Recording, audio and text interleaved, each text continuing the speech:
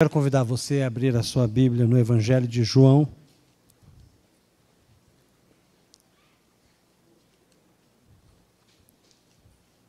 No capítulo 11.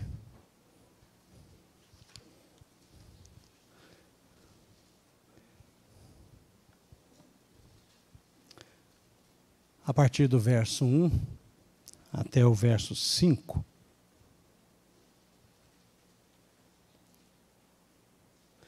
Diz assim a palavra do Senhor. Eu vou ler na NVI. Tá bom? Havia um homem chamado Lázaro, ele era de Betânia, do povoado de Maria, de sua irmã Marta. E aconteceu que Lázaro ficou doente. Maria, sua irmã, era a mesma que derramara perfume sobre o Senhor e lhe enxugara os pés com os cabelos. Então as irmãs de Lázaro mandaram dizer a Jesus: Senhor, aquele a quem amas está doente. Ao ouvir isso, Jesus disse: essa doença não acabará em morte. É para a glória de Deus, para que o Filho de Deus seja glorificado por meio dela. Jesus amava Marta, a irmã dela, e Lázaro. Obrigado, Senhor, pela Tua palavra que foi lida neste momento, que será exposta. Ó Deus, pedimos ao Senhor que, em nome de Jesus, o Senhor fale através da Sua palavra e tão somente a Tua vontade seja expressa aqui, no nome de Jesus. Amém. Amém. Amém.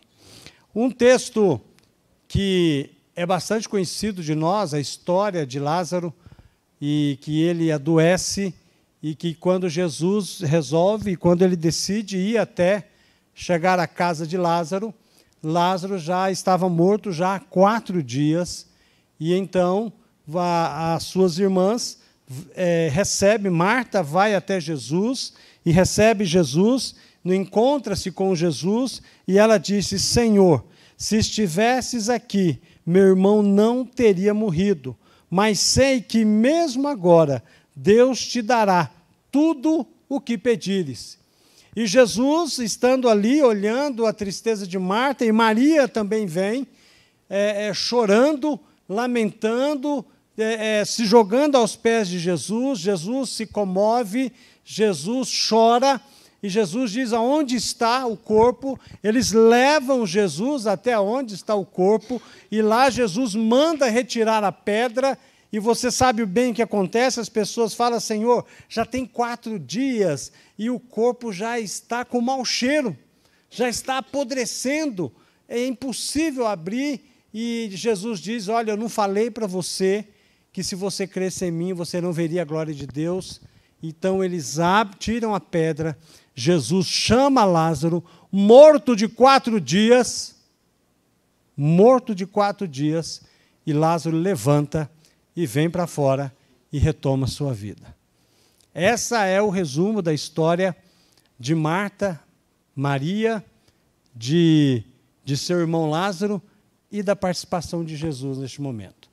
O que nós aprendemos nesse texto? Esse texto ensina para nós algo muito importante sobre o tempo de Deus na nossa vida. O texto vai dizer que Jesus ficou sabendo da morte de Lázaro, ele demora ainda um tempo. Quando Jesus chega até a casa de Lázaro, até Betânia, já havia 4 dias que Lázaro havia morrido. E nós perguntamos e pensamos e começamos a entender, o texto começa dizendo que Jesus amava Lázaro, que Jesus amava essa família, que eram pessoas muito próximas de Jesus, que eram quase parentes assim, mas aquele parente chegado, né? Aquele parente amado, aquela pessoa amada, pessoa que tinha comunhão com Jesus. E vem uma pergunta sobre essa situação: se Jesus amava Lázaro, por que Jesus permitiu que ele ficasse doente? Se Jesus amava Lázaro, por que ele permitiu que as suas irmãs sofressem? Se Jesus amava Lázaro, por que ele permitiu que Lázaro fosse sepultado e deixasse toda a sua família em pranto? E aí os judeus começam, então, a pensar e começam a questionar que aqui se apresenta o grande mistério, que é o amor e o sofrimento. Ora, se nós lemos aqui que Jesus amava essa família, e essa família, como Marta e Maria, fizeram a coisa certa no momento de aflição, manda chamar Jesus. Chama Jesus, porque nós sabemos que Ele pode curar o nosso irmão.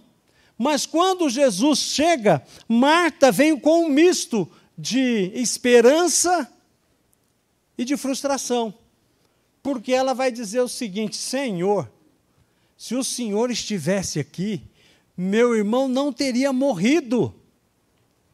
E ela vai dizer o seguinte, a ponta de esperança, mas eu sei que mesmo agora, se o que o Senhor pedir, Deus vai fazer. Ela conhecia demais Jesus. Ela sabia realmente o poder que Jesus tinha, ela sabia da deidade de Jesus. E aqui nós aprendemos que quem ama tem pressa em socorrer a pessoa amada.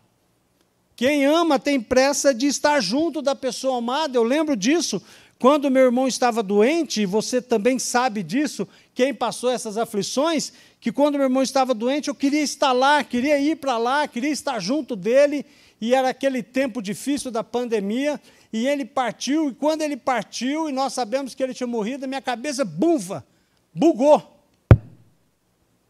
Eu fiquei bugado, porque eu pensei, como pode?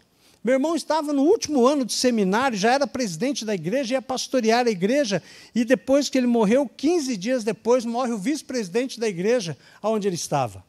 Do mesmo problema, que foi os dois vítimas do Covid.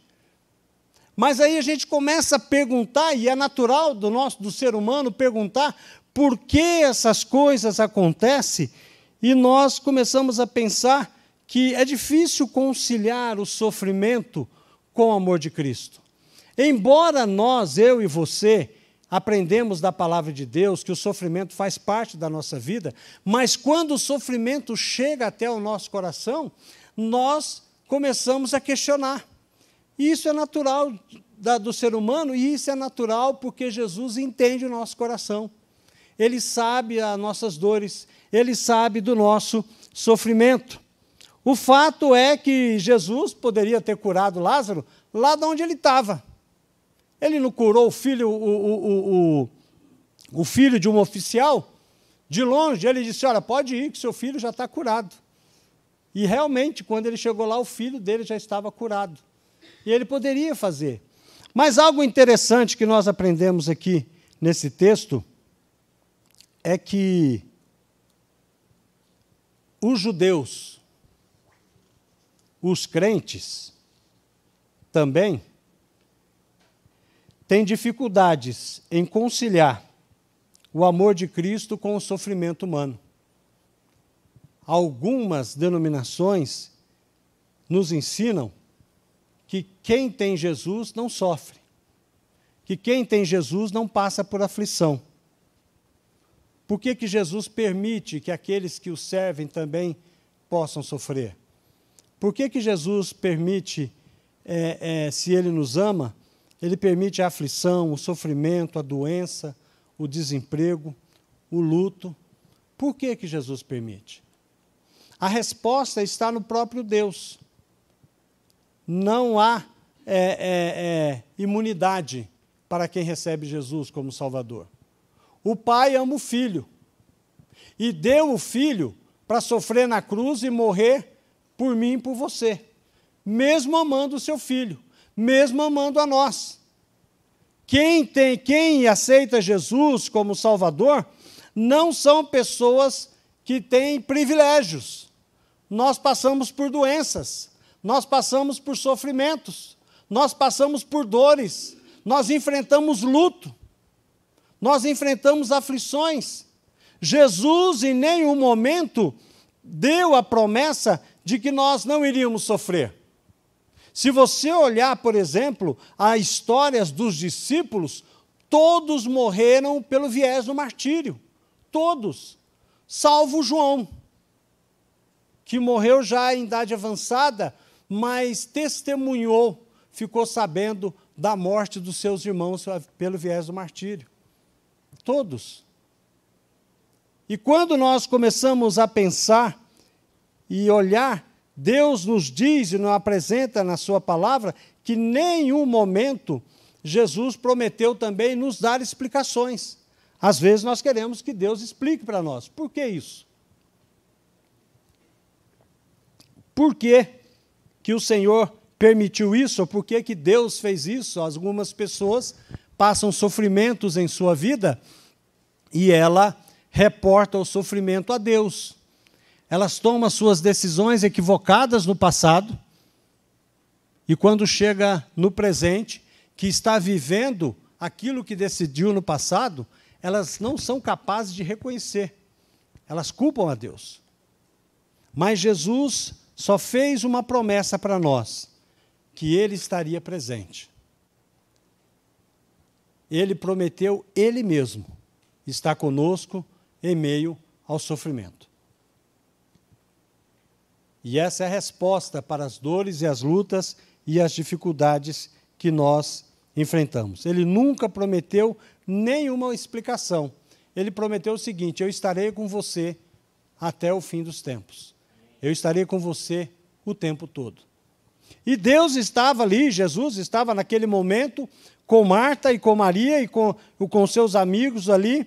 E é interessante, porque no verso 5 nós aprendemos uma segunda lição, que embora para muitos não pareçam, Jesus se importa com você. Embora muita gente ache que Jesus não se importa, Ele se importa com você. Ele tanto se importa com você, que Ele morreu na cruz, não tendo pecado, sem dever nada, mas Ele se ofereceu para sofrer tudo que Ele sofreu, para que eu e você pudéssemos ter vida eterna.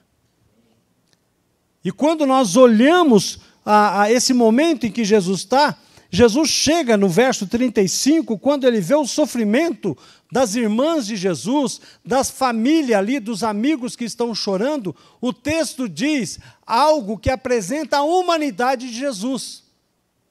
O texto diz que Jesus chorou. No verso 38 diz que Jesus se agitou novamente em si mesmo, ele teve o seu coração entristecido, ele sentiu a dor e o sofrimento daquela família. Sabe por quê que Jesus pode experimentar? Porque Jesus, como homem, ele passou por todo o sofrimento, por toda a luta, por toda a tentação que eu e você passamos, ele também sofreu. A diferença é que ele não pecou. Mas ele olha para você e vê a sua luta e a sua dificuldade, e ele vai dizer: eu entendo o que você está passando. Eu sei da sua luta, eu sei do seu sofrimento. É isso que Jesus expressa neste momento, que ele sente que Marta e Maria e todas aquelas pessoas estão sentindo. Aquele que cura as nossas chagas é ferido conosco. As lágrimas de Jesus revelam a sua humanidade, a sua compaixão, o seu amor, e como ele se importa com aquela família conosco e se importa com a nossa dor. A palavra de Deus diz que Jesus é o Deus Emanuel, é o Deus conosco, é aquele que sofre por nós, aquele que chora por nós, aquele que se importa conosco, ele se identifica conosco no sofrimento, ele é o Deus que chora e sofre a nossa dor e as nossas aflições, e isso tem que ficar bem claro para nós, que é o que Jesus estava sentindo. Jesus sabe que a dor de alguém, por exemplo, que não tem um teto para morar, porque ele também não tinha onde pousar a sua cabeça. Jesus sabe o que é ser a dor da pobreza, porque ele não era rico, ele vivia de ofertas, vivia de ajuda, ele estava ali e sempre as pessoas iam abençoando a sua vida, ele mesmo, tudo que ele usou emprestado. Tudo que ele usou emprestado. Ele sabe, ele conhece o sofrimento daquelas pessoas que não têm como colocar o pão na mesa. Jesus sabe a dor da solidão, porque ele ficou abandonado por todos. Ele esteve sozinho no Getsêmani e na cruz. Jesus também sabe a dor da perseguição. Foi caçado por Herodes, vigiado pelos fariseus, odiado pelos escribas e entregue pelos sacerdotes. Jesus sabe o que é a dor da traição. Foi traído pela multidão que o aplaudiu. Foi traído por Judas. Foi negado por Pedro e abandonado pelos seus discípulos. Ele ficou só.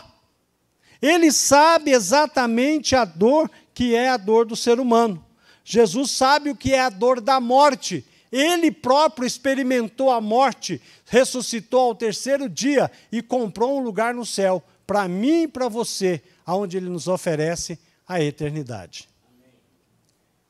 E isso é muito importante que nós possamos compreender e entender que esse Jesus que tem o seu tempo próprio, que espera para trabalhar dentro do seu tempo. Ele é aquele que enxuga as nossas lágrimas. É aquele que não apenas está presente no sofrimento, mas também está presente quando nós vamos enfrentar a própria morte.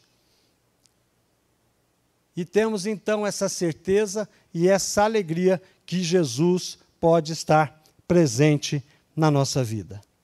Em terceiro lugar, nós chegamos ao ponto do grande milagre de Jesus. O verso 39 diz o seguinte: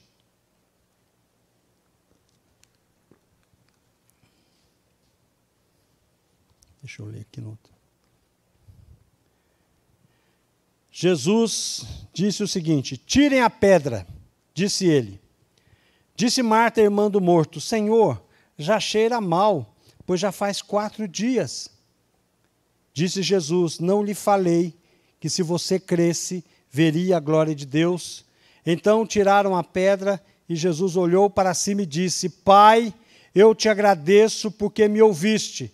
Eu sei que sempre me ouves, mas disse isso por causa do povo que está aqui, para que creia que tu me enviaste. Depois de dizer isso, Jesus bradou em alta voz: Lázaro, venha para fora. O morto saiu com as mãos e os pés envolvidos em faixas de linho e o rosto envolto num pano. Disse-lhe Jesus: tirem as faixas dele e deixem-no ir. No milagre de Deus, Ele tem prazer em fazer com que todos nós tenhamos participação. No milagre que Jesus vai efetuar aqui, Ele diz algo que para que Ele pudesse realizar o milagre, as pessoas tinham que tirar a pedra. As pessoas tinham que ter uma ação para ver o milagre em suas vidas. Porque o milagre não foi somente na vida de Lázaro, ou na morte de Lázaro, foi na vida de todas as pessoas que estavam ali testemunhando. E quando aqueles homens vão e tiram a pedra, isso nos ensina que muitas vezes nós queremos receber o milagre de Deus, mas nós precisamos tirar a pedra que nos impede de ver este milagre. Deus jamais vai fazer por mim e por você o que eu e você devemos fazer. Aquilo que é impossível para Deus, Ele faz. Aquilo que é impossível de salvar uma pessoa, de libertar uma pessoa, de ressuscitar uma pessoa que está morta, isso Jesus vai fazer. Mas a parte que cabe a mim fazer, Ele não vai fazer. Ele vai dizer o que eu tenho que fazer. E o que é que eu preciso fazer? Eu preciso tirar aquela pedra que impede de receber a bênção do Senhor. Às vezes essa pedra é reconhecer o meu pecado. Às vezes a pedra é reconhecer que alguma situação que eu estou permitindo na minha vida é que impede de que Deus faça um milagre em minha vida. Como eu disse para os irmãos aqui no começo, eu conheço uma pessoa que passa por lutas e aflições na sua vida, que passa por dificuldades em todas as áreas da sua vida, e essa pessoa só tem uma palavra a dizer: a culpa é de Deus.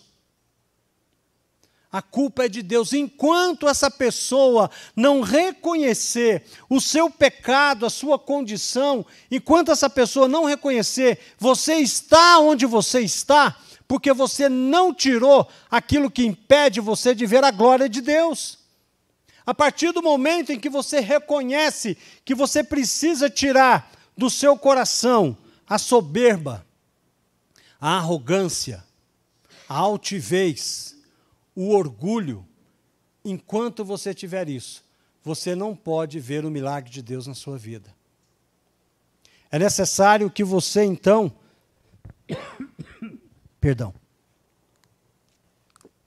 é necessário que você, então, permita que Deus possa trabalhar no seu coração.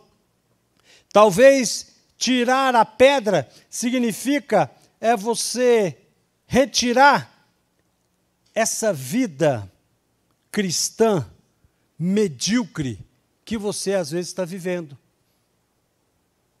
É você ir até certo ponto com Jesus e a partir dali não querer mais.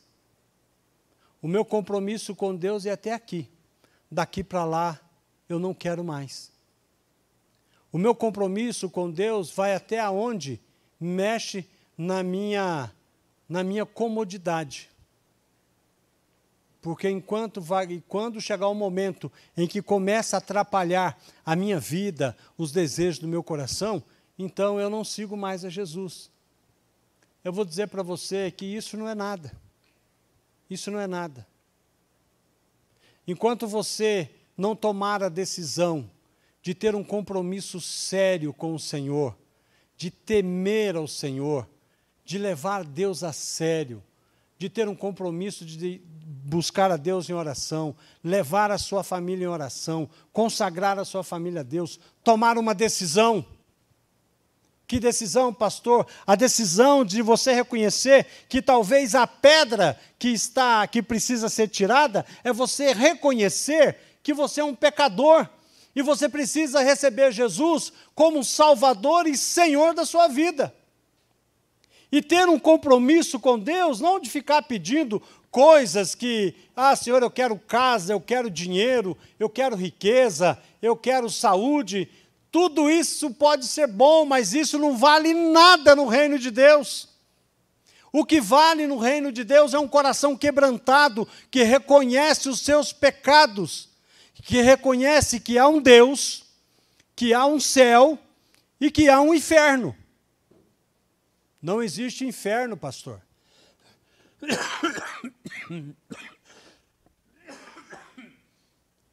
Sabe onde está o inferno?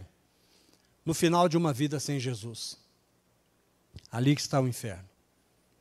Uma pessoa que vive sem Jesus. Uma pessoa que sabe o que tem que fazer e não faz. Uma pessoa que morrer sem receber Jesus como Salvador e Senhor da sua vida. Uma pessoa que não deixar o Espírito Santo convencê-la do pecado, da justiça e do juízo, se essa pessoa morrer assim, a Bíblia diz que ela vai para o inferno. Às vezes nós andamos 16 anos numa vida em que nós não permitimos Deus falar. Eu andei por muitos anos, alguns anos da minha vida, por 16 anos, vivendo aquilo que eu queria viver. Eu conheci Jesus aos 13 anos. Levantei a mão aos 13 anos. Me batizei aos 13 anos. Mas eu tive a minha conversão de verdade aos 16 anos. Quando a palavra do pastor, a mensagem do pastor impactou o meu coração. E naquele dia eu chorei os meus pecados, confessei os meus pecados, pedi perdão e o Senhor transformou a minha vida. Por 16 anos eu tinha uma pedra que impedia de ver o milagre de Deus na minha vida. Por 16 anos eu vivi como Lázaro estava vivendo aqueles 4 dias. 4 dias de podridão. 4 dias de fedor. Eu vivi 16 anos na podridão. Mas um dia Jesus, sabe o que ele disse para mim? Wagner, vem para fora. Como muitos aqui foram chamados um dia, vem para fora. E recebeu o convite, aceitou Jesus e teve uma nova vida com Jesus. A palavra de Deus, meus queridos irmãos e irmãs, tem nos mostrado e tem nos ensinado que nós precisamos, a cada dia, a cada momento, primeira coisa a fazer, ouvir a voz do Senhor. Se algo faz tropeçar, se as suas ações, se aquilo que você faz não chega como cheiro suave, a palavra de Deus vai dizer isso para nós. Paulo vai dizer a carta aos Coríntios que aquele que recebe Jesus, aquele que está na presença de Deus, a sua vida, o seu louvor, a sua adoração, sobe como cheiro suave na presença de Deus. Mas, ao mesmo tempo, aqueles que não recebem a palavra, não aceitam Jesus, aqueles que não querem se submeter à vontade do Senhor, a palavra de Deus diz que o cheiro dessas pessoas é cheiro de morte na presença do Senhor. A Bíblia sempre cumpre o seu propósito. Sempre. Ou ela vai trazer a salvação para você, ou diante da sua decisão, você pode trazer a condenação da sua vida. Por isso que o Senhor quer que eu e você, em primeiro lugar, possamos ouvir a voz do Senhor. Estar atento ao que o Senhor está fazendo. Estar atento àquilo que o Senhor está chamando. E a segunda ordem, que é a segunda coisa que você deve fazer, é obedecer à voz do Senhor. É isso que eu tenho que fazer, Senhor, eu tenho que me arrepender, eu tenho que tirar aquilo que impede de ver o seu milagre na minha vida, então eu vou obedecer ao Senhor, recebendo como Salvador e Senhor da minha vida. Em terceiro lugar, você precisa confiar no poder de Deus. Confie no Senhor. Confie que o Senhor é poderoso para te salvar. Confie no Senhor, que Ele é poderoso para garantir a sua salvação. Confie no Senhor quando Pedro diz que a nossa salvação está guardada no céu com Deus. No céu não entra o meu pecado. No céu não entra o diabo para roubar a minha salvação. No céu não entram as minhas emoções, porque a minha vida está guardada e protegida por Deus. Por isso que nós olhamos o que o Senhor tem nos ensinado nesta noite, para que nós possamos entender que retirar a pedra é reconhecer a nossa condição, pedir socorro a Deus, porque sem Jesus estamos mortos e condenados. E Jesus vai dizer algo muito interessante no verso 41. Levantando os olhos para o céu, ele disse: Pai, graças te dou, porque me ouviste. Eu sei que sempre me ouves, mas falei isso por causa da multidão presente, para que creiam que tu me enviaste. Deixa eu dizer algo para você, para nós encerrarmos este momento aqui. Esse milagre já estava na agenda de Deus. Esse milagre já estava na agenda de Deus. Deus permitiu que chegasse até este momento, e quando Jesus diz essas palavras, ele já sabia o que tinha que acontecer. Tanto que ele vai dizer o seguinte: essa doença não é para a morte, mas para a glória de Deus, a fim de que o Filho de Deus seja glorificado por meio dela. Irmãos, que milagre! Que milagre é esse? Nós vemos algumas vezes que Jesus ressuscitou pessoas que estavam mortas. Um dia e meio, 4 dias. O corpo já estava em estado de decomposição. Que palavra poderosa é essa do nosso Deus? Lázaro sai para fora. Eu fico imaginando quanto tempo levou para Lázaro sair para fora. Eu tenho a impressão que as pessoas olhavam de ponto assim, no cantinho, e eu creio que muita gente deu uns 4 passos para trás, se não correu, quando viu Lázaro saindo dali. Mas é interessante, porque quando nós olhamos e você começa a analisar esse milagre, é algo surpreendente. É algo surpreendente. Uma pessoa de 4 dias, o judeu cria que há uma cultura que até o 3º dia a alma poderia estar ainda no corpo, mas é interessante. Então, para quebrar isso, eu vou no 4º dia. Quando tiver claro que ele está completamente morto e já fede, o milagre é maior. Deixa eu dizer algo para você. Não há morte que Jesus não possa reverter. Não há família que Jesus não possa transformar. Não há casamento que esteja morto que Jesus não possa ressuscitar. Não há pecado que Jesus não possa perdoar. Esse é o nosso Deus. Talvez você, nesta noite, precisa tomar uma decisão. Talvez o Senhor precise chamar você e dizer assim, olha, vem para fora. Talvez no momento de decisão em aceitar Jesus como Salvador e Senhor, esse Senhor que ressuscitou Lázaro e que quer fazer milagres na sua vida, talvez Ele não fez porque você ainda não retirou aquela pedra. Jesus não vai fazer por você o que você tem que fazer. Lembre-se disso. Talvez você tenha que tomar uma decisão, se você ainda não tomou. E essa decisão é reconhecer que você é pecador. Pedir a Deus que possa ressuscitar aquilo que está morto em você, para que você tenha vida verdadeira. Para que você saia de uma vida de pecado, como todos nós estávamos, morto nos nossos delitos e pecados. Mas uma vez salvo, somos redimidos pelo sangue do Senhor. Quero convidar você a fechar os seus olhos e eu gostaria de orar com você neste momento. As pessoas que foram batizadas hoje aqui, elas representaram exatamente isso. Elas tiraram a pedra. Elas foram sepultadas. E quando as levantaram da água, elas estavam dizendo, eu recebi Jesus para uma nova vida. E eu quero convidar você que aceite esse desafio também, de convidar Jesus para entrar no seu coração, para ser o seu Senhor e o seu Salvador.